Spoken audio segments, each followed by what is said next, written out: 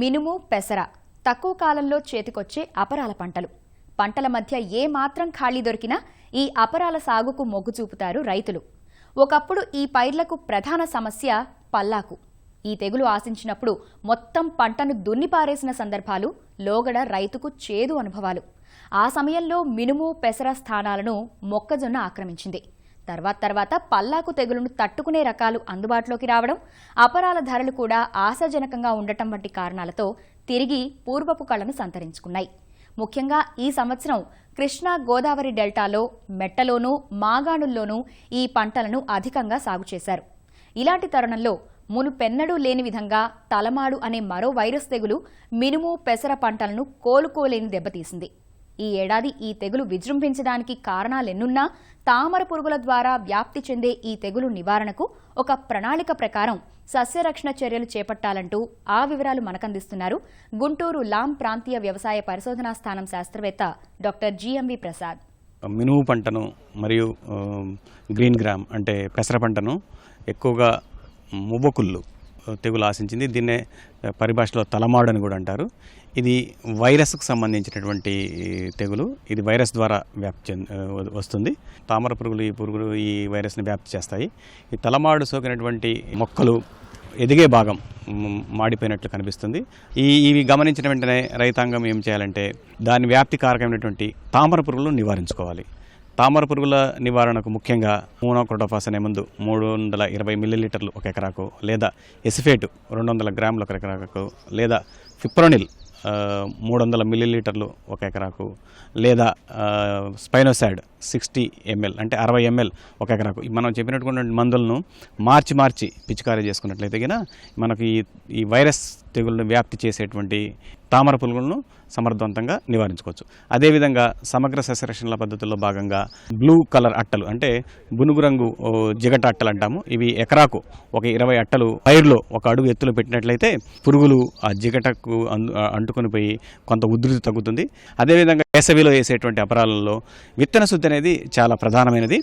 ఈ విత్తన శుద్ధికి ఒక 5 మిల్లీలీటర్ల ఇమిడాక్లోప్రిడ్ ఈ మందును 1 కేజీ విత్తనానికి కలిపి విత్తన శుద్ధి చేసుకొని మనం విత్తుకున్నట్లయితే మొదటి 30 రోజుల్లో ఈ అపరాల పంటలు నాశించేటువంటి తామర పురుగులే కానివ్వండి, లేకపోతే పేనుబంక కానివ్వండి, లేకపోతే ఈ తెల్లదోమ అనేటువంటి ఈ రసం పీల్చే పురుగులన్నింటినీ కూడా సమర్థవంతంగా అరికట్టుకోవచ్చు. ఈ పంటలో ఉన్నటువంటి గట్ల మీద ఉన్నటువంటి వివిధ రకాలైనటువంటి ఈ కలుపు మొక్కలు, ముఖ్యంగా ఈ తుత్తరబెండని, తర్వాత పార్థీనియం అంటే కాంగ్రెస్ గడ్డి అంటారు, అట్లా అదేవిధంగా లింగమిరియాలు, ఈ రకంగా ఈ పంటలో వచ్చేటువంటి ఈ కలుపు మొక్కలను కూడా తీసేసినట్లయితే వైరస్ వ్యాప్తి చేసేటువంటి తామర పురుగులను సమర్థవంతంగా అరికట్టుకోవచ్చు. తలమాడు వైరస్ తెగులు పైరుకు ఎప్పుడు ఆశించిందో వివరిస్తున్నారు ఆచార్య ఎన్జీ రంగా వ్యవసాయ విశ్వవిద్యాలయం పరిశోధనా సంచాలకులు డాక్టర్ ఎన్వి నాయుడు. గుంటూరు, కృష్ణా జిల్లాల్లో ఈ నవంబర్లో పంటకి ఎక్కువగా సోకింది. సుమారు 70 నుంచి 80% వరకు కూడా కొంత నష్టం అనేది జరగడం గమనించింది. ఆలస్యంగా అంటే డిసెంబర్ మాసంలో సాగు చేసినటువంటి పెసర కానీ, మునుము కానీ ఈ తెగులు రెండు కూడాను, మోకుల తెగులు కానీ అలాగే ఆకుముడత ఈ బర్యాకు అంటామంటే లీఫ్ క్రింకిల్ తెగులు కూడా చాలా తక్కువ మోతాదులో గమనించడం కూడా జరిగింది. నవంబర్లో నెలకొన్న ప్రత్యేక పరిస్థితులు, ముఖ్యంగా బెట్ట పరిస్థితులు ఏర్పడడం వల్ల మినుము కానీ, పెసర కానీ ఈ మోకుల తెగులు లేకపోతే లీఫ్ కర్లు అంటాము, ఆ వైరస్ తెగులుకి పైరు గురి కావడం జరిగింది. అలాగే మినుము కూడాను ఈ మోకుల తెగులతో పాటు కొంతవరకు ఆకుముడత తెగులు కూడా ఆశించడం జరిగింది. మోకుల తెగులు లేక లీఫ్ కర్ల్ అనేది థ్రిప్స్ తామర పురుగుల ద్వారా మొక్క నుంచి మొక్కకు వ్యాపిస్తుంది. బర్యాకు అంటాము, లేకపోతే లీఫ్ క్రింకిల్ అంటాము. ఇది కూడాను వైరస్ తెగులేను, అయితే ఇది ఐఫిడ్స్ వల్ల, పేనుబంక వల్ల ఇది తెగులు మొక్క వ్యాపిస్తుంది. వైరస్ తెగులు వ్యాపించడానికి వాతావరణ పరిస్థితులు కూడా ఒక కారణమంటున్నారు అపరాల ప్రధాన శాస్త్రవేత్త డాక్టర్ రమణ. ఈసారి వాతావరణ పరిస్థితులనే ప్రత్యేకంగా ఉన్నాయి. అంటే చలి ఎక్కువగా ఉండడం నవంబర్ మాసంలో, ఇప్పుడు కూడా చలి ఎక్కువగా ఉంది ప్రతి సంవత్సరంతో పోల్చినట్లయితే. అదేవిధంగా నార్త్ ఈస్ట్ మాన్సూన్ కంప్లీట్గా ఫెయిల్ అవడం, ఈశాన్య ఋతుపవనాల వల్ల వచ్చే వర్షాలు రాకపోవడం అనేది ప్రధానమైన కారణం. ఒకవేళ వర్షాలు పడినట్లయితే ఈ రసం పీల్చే పురుగులు వాషౌట్ అయిపోయాయి, ఉధృతి అనేది చాలా తగ్గిపోయి ఈ తెగులు రాని పరిస్థితులు ఉండేవి. కాదు ఇట్లాంటి బెట్ట వాతావరణ పరిస్థితుల్లో మొదటిసారిగా మేము ఇంత ఉధృతుల్లో గమనించడం జరిగింది. మెట్రోలో ఇది మామూలుగా ప్రతి సంవత్సరం మేము గమనిస్తూ ఉన్నాము. కాబట్టి ఈ సంవత్సరం రైస్ ఫ్యాలోస్లో కూడా ఎక్కువగా గమనించడం జరిగింది.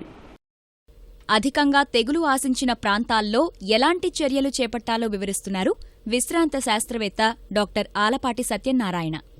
ప్రస్తుతము మినువుకి త్రిప్స్ అంటే తామర పురుగులు ఆశించి ఆ తామర పురుగుల ద్వారా వచ్చే లీఫ్ కర్ల్ వైరస్ తెగులు వచ్చి మొవ్వ మాడిపోయి పైరు ఎండిపోతూ రైతులు దిగాలు చెందుతూ ఈ పైరుని పీకేయటం అంటే దున్నేసి ఇంకా వేరే పైరు ఏమన్నా వేసుకుంటానికి అనువుగా ఉంటుందా అని చెప్పి నీటి అవకాశం ఉంటే ఈ పైరు తీసేసుకొని అంటే బస్తాన్నర కంటే ఎక్కువ పండదు అనిపించినప్పుడు తీసేసుకొని దున్నేసుకొని దాంట్లో పెసర 60 రోజుల్లో వచ్చే శక్తి పెసరను కనుక ఎదబెట్టుకున్నట్లయితే రైతులు తిరిగి ఆ భూమి నుంచి ఆదాయం పొందుతారని చెప్పి నేను సిఫార్సు చేయడం జరిగింది. ఈ ఉన్న పైరులో కనుక లేత పైర్లు ఇంకా పచ్చగా ఉన్నటువంటి పైర్లు కనుక ఈ త్రిప్స్ ఆశిస్తూ ఉన్నాయి. కాబట్టి త్రిప్స్ని ఎలా కనుక్కోవాలంటే ఆ మొక్కని ఒక తెల్ల కాగితం మీద ఇలా తట్టితే మనకి పేర్లాగా కింద రాలుతాయి.